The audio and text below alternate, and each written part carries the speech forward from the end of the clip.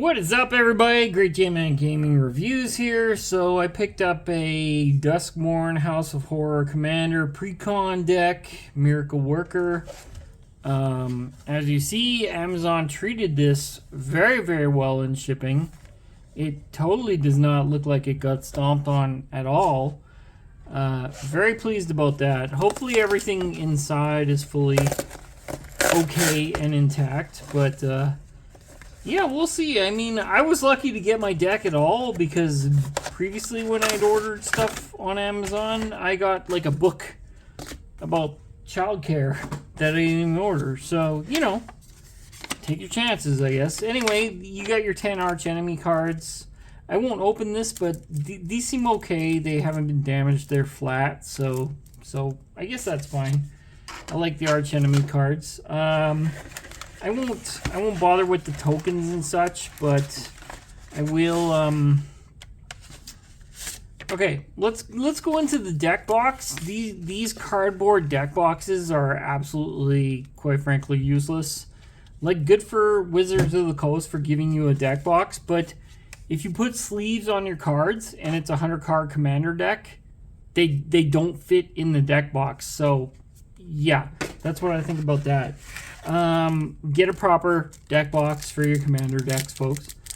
So anyway, there's a booster collector pack in here. We're gonna open that up, see what's in here, and I forget what they are. They're basically pre-constructed cards that are in here. Okay, Waltz of Rage, rare, sorcery, red.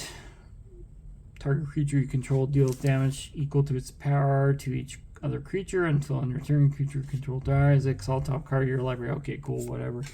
And then just like a foil uncommon Death Touch. But again, as is my complaint with these freaking cards, do you see how the card is warped every time?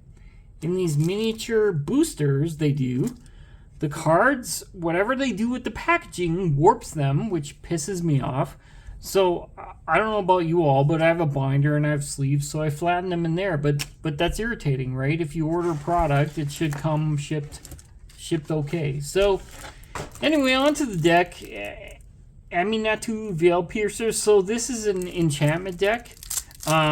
She basically will allow you to draw cards in your upkeep and then cast enchantments for 4 less. I don't totally have high hopes for this deck. It was kind of like cheap on Amazon, so I just picked it up. Basically, it's an enchant deck, and you're probably buffing your creatures with enchants. It's blue, white, red. And the secondary commander is Master Keys, +1/+1 counters, mill twice X cards. Each enchantment card in your graveyard has escape.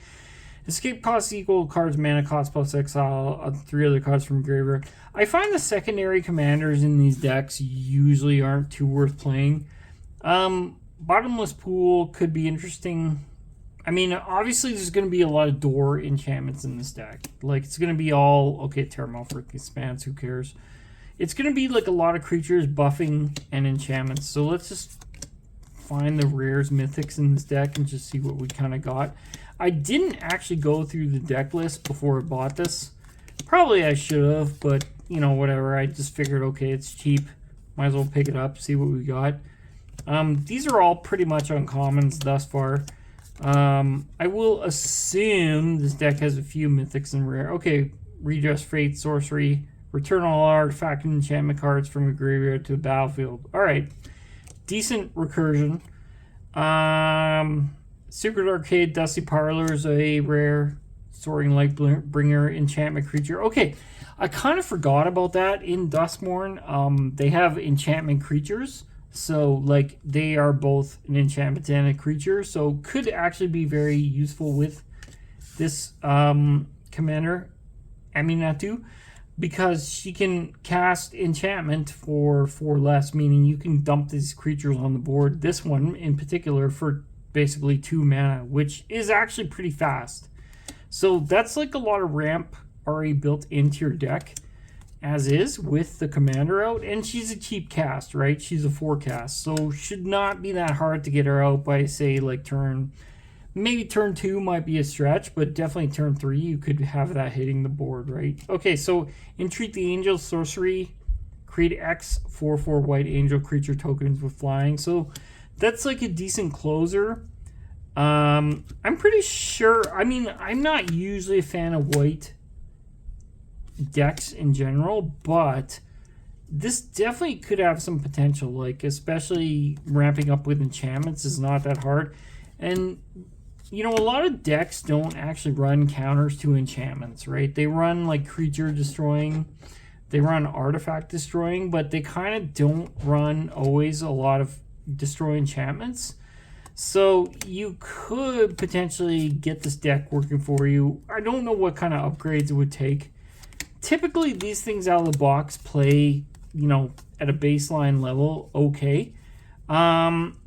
They usually do require quite a bit in terms of upgrades. Land wise, well, at least these aren't tap lands. I don't like the lands that come in tapped, although these are tap lands, but they're at least giving you some mana base to work with in this deck. Usually that's the big fixer of these commander decks. You need to basically have like dual lands that enable you to actually do things without the land coming in tapped, kind of costing you a turn.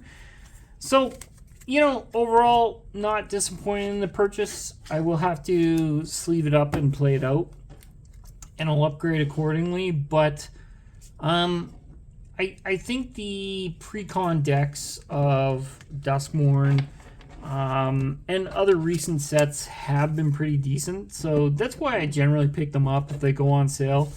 Just kind of watch them for a price break.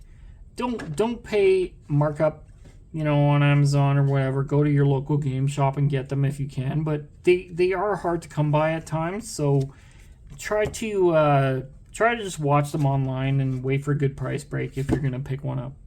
Anyways, thank you for watching. This has been Great J-Man Gaming Reviews, and please like and subscribe. Cheers.